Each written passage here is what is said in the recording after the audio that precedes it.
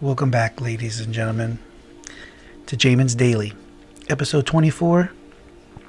Jamin here, your host, and you're going to notice right away things are kind of switch things up a little bit, because today we're going to do something a little different also, because you can probably hear it in the background. Got a little bit of music, trying to set an ambiance, a soothing, calming feeling here, folks. Because we are going to read an original preface to a novel that I am writing, with hopefully your help. We talked in previous episodes with our friend Daniel Gonzalez, kind of about sci-fi, future things, artificial intelligence, robots, androids. I'm watching this show called Raised by Wolves, which is really good. Enjoy it a lot. But 3 years ago, we had this. Me and Daniel actually, but I've been doing a lot of the work. Had this idea of writing the book, so I went after it kind of full speed for a little bit. But it's been years. But I wrote a big outline, wrote some stuff, and it's just recently come back up because I felt like this would be a great idea for the podcast. And that's a way to get some episodes out there, but then also to interact with the fans. I'm hoping once we get this on YouTube as well, somebody will come across it, some sci-fi fan, and will be interested, because I'm hoping we're gonna try to write a book, turn it into a series of books. Okay. It sounds funny when you say you're gonna write a book.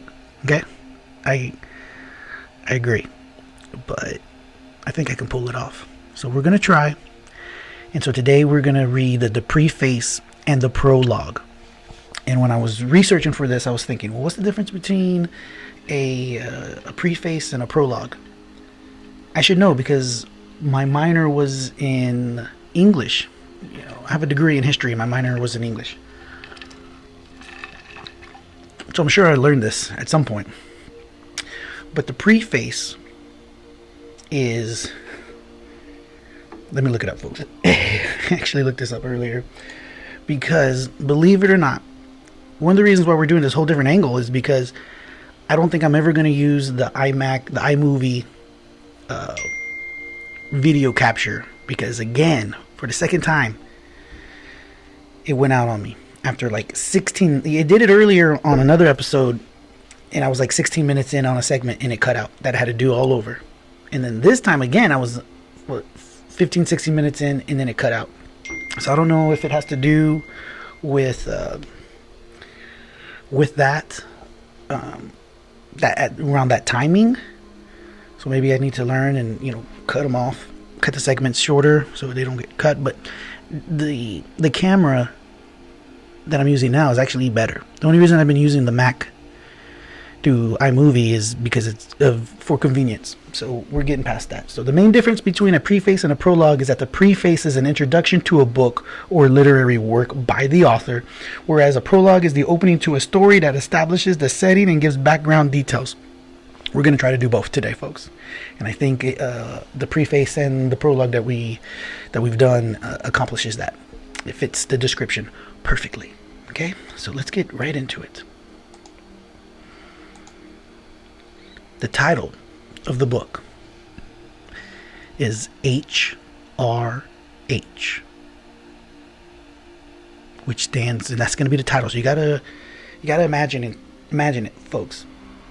It's hard to imagine a title, but use your imagination. It's going to say HRH, and below it, the subtitle is Humanoids Are Human. I'm going with the word humanoids. Remember, I did this 3 years ago. Android is a very popular term for robots, but it's also a very popular term for your phone. Okay, you have an Android. Okay, it's your phone. So I'm going with humanoids because it sounds like humans, and I think that's where they're going to go. This is where this book is going to be going to over time. Maybe not in the first book, but in the second or the third. It's going to be a long series of books, hopefully. And I think the humanoid, you're going to find out why they're going to go with humanoids instead of androids. Humanoid sounds more like human, right? Humanoids, human. You'll see. You'll see where we're going to go with this book as we go along. So stick with us. But the preface, let's start. So in the May of 2002, I graduated from high school. At the time, I had many things: great parents, numerous friends, a girlfriend, high school diploma, and a brand new car. But there was one thing that I did not have. You know what I didn't have, folks? I didn't have a cell phone.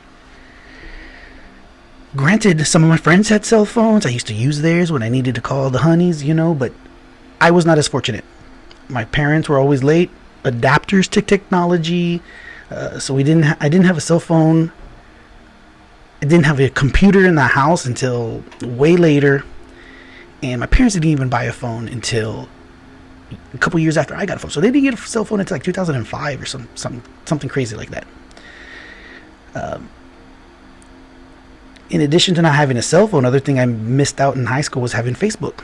Looking back now, I'm glad I did not have either one. Cell phones and social media have robbed humanity of so much. There's certainly can be arguments made for the utility of it, the utility of it all. But honestly, cell phones and social media have ruined more lives than they have enhanced, in my opinion.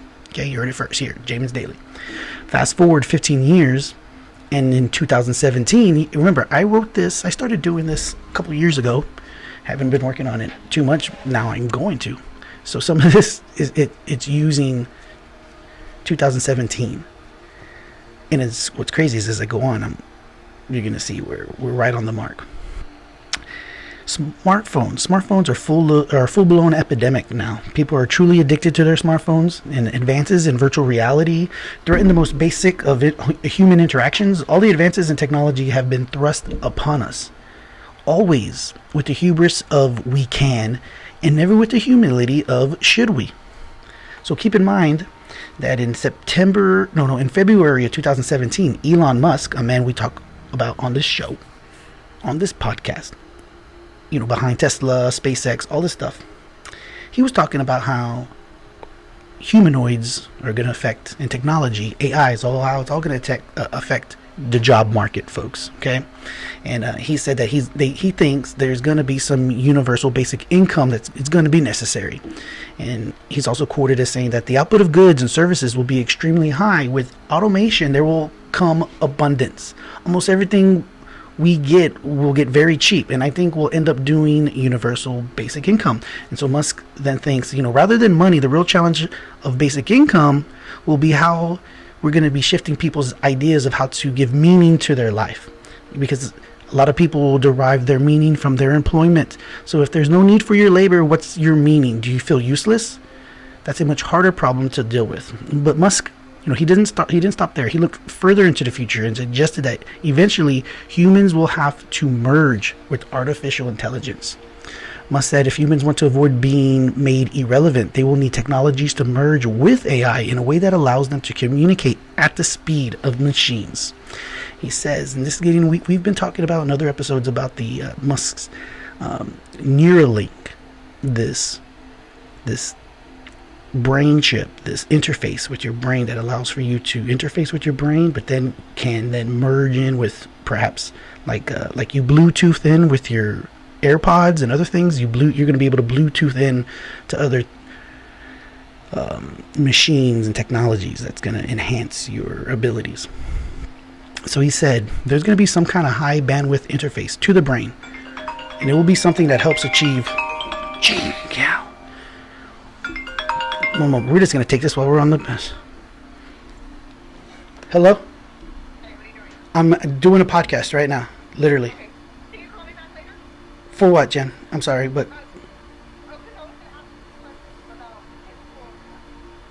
Okie doke. Okay. Okay, sorry. Alright, bye.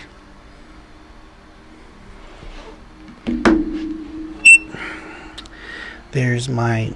I guess you hear it first. Me and my wife are separated right now. Okay, so our kids, I have them for a week, and then she has them for a week. But she's my friend. I love her very much. It's very amicable. So she was calling me right now. So now whenever she calls, I have to answer it, because it could be something about my children. Could be an emergency, I guess. I don't know. moving on, as we say here on Jamin's Daily. So, there's going to be some kind of symbiosis between human and machine intelligence. And maybe that's going to solve the control problem and the usefulness problem that humans are going to have. Okay, because they're going to be able to then be superhumans because now they have these other abilities through this Neuralink. And so he says this is not the first time that Musk has suggested either idea. He has reportedly been working on the neural lace meant to act as an interface between artificial intelligence technology and the human brain. Again, this was written in 2017, and we've been talking about the Neuralink. It's 2020. He said this in 2017. He's working towards it, folks. Don't put anything past him. I think he's going to get it done. Musk is not the only person to make such predictions. Numerous technology entrepreneurs and futurists have stated similar scenarios of the near future. Most people believe their ideas are the things of science fiction. We see robots today as ridiculously boxy and clumsy. Contemporary robots are far from what science fiction presents as the future. A future where robots are indistinguishable from human beings. Perhaps we humans are being naive, though. Does Musk really know something that the majority of people either ignore or deny? Companies at this very moment are hard at work attempting to make science fiction a reality. Recall, not long ago, we were all using rotary phones. Some of us even had library cards. In 2002, I did not have a cell phone or a Facebook page. So perhaps things were better that way, actually. As we go about our lives, I do not believe people realize the extent to which they are all consumed by technology and gadgets. As good or bad as we have it today in 2020, think of what lies ahead. I cannot help but be apprehensive about humanity's future in regards to ever-expanding advances in technology. And I cannot help but worry when peer-reviewed studies seem to indicate excessive social media activities cause anxiety and depression. You know, there's this documentary on Netflix right now called The Social Dilemma. Watch it. This is where we're getting at, folks. Not to mention the crazy levels of narcissism prevalent, okay, in our modern culture. It's repugnant, okay? Can you blame me for being afraid of our future? People have shown themselves incapable of handling the tremendous responsibility technology at times demands of us, and it's only gonna get worse, folks. So this novel that we're writing attempts to provide an entertaining and enlightening foresight into a possible future reality. And there you have it, folks, the preface to HRH, Humanoids Are Human. And when we get back, we are going to get into the prologue. Before we take our break, though, please remember that this podcast is brought to you by Sage Choice Insurance Agency. You can reach them at 400-2411. 361-400-2411. You can, I encourage you to go to their Facebook, give them a like, follow them. You'll get these podcasts. You get other notices that we send out. And you can always go to quotefromjamin.com and you can get a quote online on your smartphone. Easy peasy, safe and secure. You fill out a form, we get some information, we get back with you with a quote. So don't forget, folks, Sage Choice Insurance Agency. But when we get back, we're going to get into the prologue of HRH, Humanoids Are Human. Until then, folks, stick with us. We're back, folks, from the break. We're going to get into the prologue of HRH, a novel that's being written by yours truly, Jamin, of Jamin's Daily. HRH, Humanoids Are Human. It's going to be a novel in a series. And we just went over the preface. Now we're getting into the prologue. It's going to kind of give us a background in the setting for what's to come. So, it is the year 2037. And for the past 20 years, the Human Corporation, abbreviated as THC. Wink, wink, wink. So again, it is the year 2037, and for the past 20 years, the Human Corporation has incorporated social media, or artificial intelligence, virtual and augmented reality, with advancement in robotics in order to create a brave new world. But how did we get to this point? In the year 2020, the Human Corporation launched its Reborn social media platform. The Reborn platform allows users to interact with digital persons via social media. You could message them, they could effectively message back. THC utilized new and existing technology to create what they called digital persons. These digital persons were able to update their own social media based off algorithms designed to mimic the person's actual personality. At the time, Facebook was the largest graveyard in the world. Billions of dead people's Facebook sat idle. THC's Reborn brought these idle pages back to life. Grieving family members once again were able to communicate with lost loved ones. Problem is, these digital persons were not always who we wanted them to be. Could you blame your dead cousin for what his digital self posted on Reborn? During this time, the US continued to be the lone superpower, yet the populace became more divided over a litany of issues. Global terrorism was constant but managed. The most concerning issue plaguing not only the US but the world at the time was a lack of job opportunities and the influx of immigrants from third world countries who migrated to the US and Western Europe. But as the world teetered on the verge of uncertainty, the Human Corporation unveiled an upgrade to their hugely successful Reborn social media platform. What was the upgrade, folks? For only $99 a month, you could subscribe to Digital Person VR, virtual reality, which was an application that utilized the latest virtual reality technology. Digital Person VR let people have simulated interaction with digital persons. This technology revolutionized the way people interacted with society. Unfortunately, a number of problems were caused from such a service, with just one example being the fact that sexual predators and stalkers were able to purchase hacked applications on the black market, which enabled them to interact with what would have been victims in reality. But could someone even commit rape in the virtual world? Could a pedophile be charged for sexually abusing a digital child? Questions of morality and decency were drowned out by the massive demand for THC's Brave New World. The rise in digital people created a movement for increased oversight and regulation of digital persons. While some could foresee the problems such technology would inevitably unleash, others could not contain their enthusiasm at the prospects of what could be accomplished by THC. The THC's advances in augmented reality brought digital people out of the confines of the virtual world and into the daily lives of flesh and blood human beings. You would see people in the subway having a conversation with someone, but would not be able to tell for sure if the person they were having a conversation with was actually a living human being or a digital person.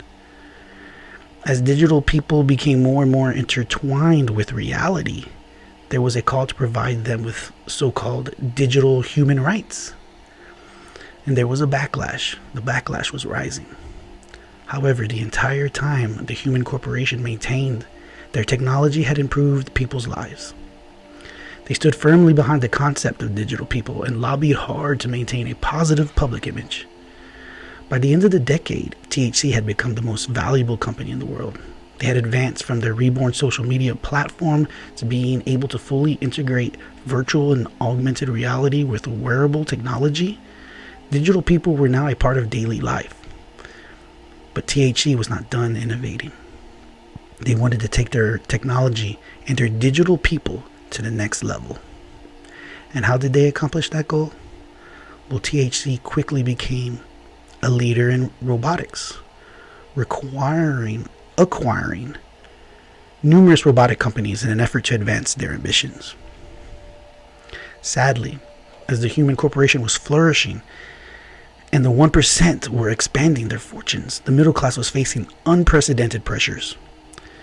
The years 2020 through 2029 saw automation explode into every industry and every facet of life. Advances in robotics put millions of people out of work. High unemployment was rampant, and several urban centers were virtually uninhabitable. The entire city of Detroit collapsed, and in most big cities, large swaths of territory fell into the hands of gang-banging anarchists. The inequality gap had turned into an inequality canyon. By the year 2030, advances in robotics allowed for the syncing of digital humans and robots in order to create the first ever humanoid. That same year, the Human Corporation unveiled SCI 1.0, a fully functioning, completely independent robot equipped with the most enhanced artificial intelligence capabilities. SCI 1.0 was the first humanoid. Competitors entered the market with competing humanoids, but to no avail. The Human Corporation was able to create a monopoly on the humanoid market. A big advantage the Human Corporation had was its industry-leading battery technology. This technology was later licensed for all types of applications, with the biggest affecting the automobile industry. More and more cars became battery-powered, carbon emissions were reduced. THC was able to convince many people they were responsible for solving climate change. But the main reason for THC's work on battery technology wasn't to help climate change. It wasn't to help the auto industry. It was for the use of their humanoids. All along, THC claimed these humanoids would assist in aiding society's problems. The problem was, for every humanoid used as a caregiver, there were 10 more humanoids working on the assembly line, displacing real people from their jobs. In the end, the previous decade saw an explosion in advancement of technology, which elevated many problems, except the one problem that counted: jobs for people. By this point, unbeknownst to the public, the military has been experimenting with humanoids and artificial intelligence. DARPA has created some of the most sophisticated humanoids ever, with the hopes of creating the perfect soldiers, the perfect spies. They were perfect because they were expendable, expensive, but expendable. And they were perfect until they were not. They were coming something much more than we had hoped. And by this time, humanoids had taken over the workforce. And because of that, a universal basic income was considered to combat unemployment that hovered anywhere from 50 to 75%, depending on who you asked. The political and social upheaval was unprecedented, and the backlash to humanoids continued to grow. Even as the backlash to humanoids grew, the THC continued to offer new, updated, and more advanced humanoids. The U.S.'s political climate continued to be dysfunctional, with competing and opposing special interest groups, each vying for influence. Grassroots organizations such as Humanoids Are Human and Real People First sprung up to both propose and oppose humanoids. In response to the humanoid question, policymakers began to propose so-called solutions. As you can imagine, these policy initiatives were both applauded and denounced. After some years of public debate and discourse, policymakers began to move forward with a pro-humanoid agenda, which led to further political upheaval and social pressures. The RPF movement, the Real People First movement, vowed resistance, and when the United Nations ratified the Inalienable Humanoid Rights Act and the Humanoid Bill of Rights, the RPF declared war. Keep in mind, it was the allies of humanoids who were instrumental in pushing forward the pro-humanoid agenda. For years, they demanded special treatment and protection for humanoids. The media was always pro-humanoid. Hollywood was pro-humanoid. And the political, business, and academic elites were also pro-humanoid. In fact, in some circles, humanoid became a pejorative within the RPF. The rally cry of humanoids are human is being taught in schools now. Humanoid rights are referred to as civil rights issue of the day. And in the long run, humanoid allies are merely useful idiots, because unbeknownst to the masses, humanoids are plotting world domination. And so the story goes. What you think, folks? That's the prologue. That's the prologue to Humanoids Are Human, this series of sci-fi novels that are gonna... It has, listen, I'm 37 years old. I'm heavily influenced by, let's see, maybe The Matrix. When The Matrix came out, I can't recall what they were called, but there was this little side series, director's cut and other things that were added to, the canon, I guess is what you'd call it, the canon of The Matrix. Things that prequels to and sequels of animated stuff. And some of it has to do with robotics and things like that.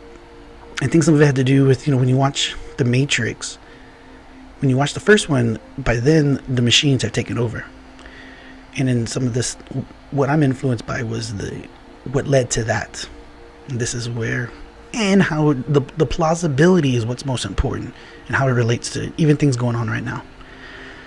So that's how we're going to try to make the book good, readable, and interesting and relevant. So let me know what you think. Send me an email at jaminsdaily@gmail.com. You can go onto Facebook and send us a message on Facebook as well. Let me know if you think the book might be interesting. What we're going to do, we're only 26 minutes in. We could possibly get into some... I wrote here some the setting and background. And the setting and the background, it just gives a little bit of... It's similar to the prologue. I think I ended up using this prologue as the setting and background. Let's see. We can look into the primary character development. That's what we'll do. So, every book, everybody took a couple English courses in school, right? So you talk about the protagonist, right? So some of the characters, and I'm giving them names, but you know what? Like I said, folks, I want this to be somewhat of a joint effort. So if you think the names are not any good, you can send in some suggestions, and I am all ears. So we have Luke Hastings, who is a 30-something-year-old widower living in Houston, Texas. He's the main protagonist. And his kind of backstory or little bio is that Luke has lost his wife, Melanie, to breast cancer. He is in a poor mental state, and he is depressed. His young son misses his mom. He decides to place an order with the human corporation for their latest humanoid. The problem is, his humanoid never arrives. It has been stolen and sold on the black market. And he cannot stand the thought of somebody being with his wife, even if it is just a humanoid. So he sets out to find her. Or it. Wink wink. There is Melanie Hastings. So here's his wife, who's deceased, but who is a humanoid. And she's also known as Cupcakes. You'll find out why. But Melanie Hastings is an advanced humanoid in the likeness of Luke Hastings' deceased wife. And she has been stolen in transit by humanoid black market operatives. She is sold to a creepy man who names her Cupcakes. She is abused verbally, physically, and sexually. Humanoid Melanie begins to have what is referred to by the human corporation as pre-digital consciousness. She is beginning to have recollections of real person Melanie. Flashbacks of Luke and her son, but she is trapped a prisoner, and besides, she is bound by the 3 law of robotics, which we'll get into some other time. We have here Jim, another character whose last name is unknown. He's an unemployed, real people first sympathizer living in his grandma's back apartment. And he's the main antagonist. Jim is able to purchase a stolen humanoid after having saved for quite a while. Jim is a drug-abusing sexual deviant. He abuses his humanoid, but he falls in love with it at the same time. Even though he harbors animosity for humanoids for taking his job, he begins to have a change of heart after having spent so much time with cupcakes. He has no idea that somebody is out looking to take away his beloved humanoid. So those are kind of the main characters. This guy Luke, who ordered a humanoid to get stolen. He ordered a humanoid in the likeness of his wife to help his depression and his kid, but then it gets stolen because this is a common, this happens of these humanoids. And so then he's all worried because, like, hey, there's some creep who has a humanoid that looks like my wife. And so the story kind of follows him as he's looking for her, as well as Melanie, her being stolen, and then this guy Jim, right? Story kind of revolves around that, but there's many other characters, because what I was trying to do, or what we're going to try to do with the book, is tell the story of the main characters, but in the background be able to it's kind of like, have you ever seen Forrest Gump, where the story is about Forrest Gump, but he's finds himself in all these issues in time. It's hard to explain, but if you've seen the movie, I think you know. And that's what we're going to kind of try to do with the main characters and their stories, the character development, but then with the upheaval, the political pressure, the societal issues, things that are also going on here in the near future, and as it relates to technology in the changing world, right? So we'll look into, finally, before we call it a wrap and move on, because we have a whole outline, folks. We have pages and pages of some of this, and really I think we're gonna have to get into it. I had a Word doc that said secondary character development, but there's nothing on here, and I know I had it. It must have gotten deleted. Again, this is 3 years ago, so we're just gonna have to get into the outline, and as we read it, we'll be explaining it, because it's going to be like the director's cut, folks, even though it hasn't even been finished. We're going to work on it together as we're writing it. It's going to be, I don't know if this has ever been done, if this is a thing on YouTube or podcasting, if people who are writing books actually write the book, like, as we're going to be writing it, we're talking about it as I'm writing it. You would think somebody writes a book and then they put it out for people to read. But we're going to be, I don't know, basically, I guess you're not going to even have to buy the book, because you can already know the whole thing if you're keeping up with me and how we're writing it. But I don't care. It's not like I'm not trying to sell a million books. I'm trying to just put out more episodes of Jamin's Daily. And so writing this book is going to help do that, okay? And doing this process. And it's going to be fun. And I think we're all going to like it. And ultimately, if we're able to write this first book, nowadays it's easy to get things published. If you go, we could do an ebook or something. It's going to be epic, folks. So thanks for joining us on this different episode, going a different angle. Let me know if you like it. If you just completely hate it, then maybe we'll try something else. We'll do these some other time.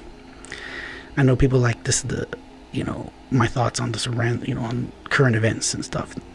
That's more entertaining and a little funner at times, but I give this a chance. Okay, folks? So again, appreciate you joining us here on Jamin's Daily. Stick with us, because the best is yet to come.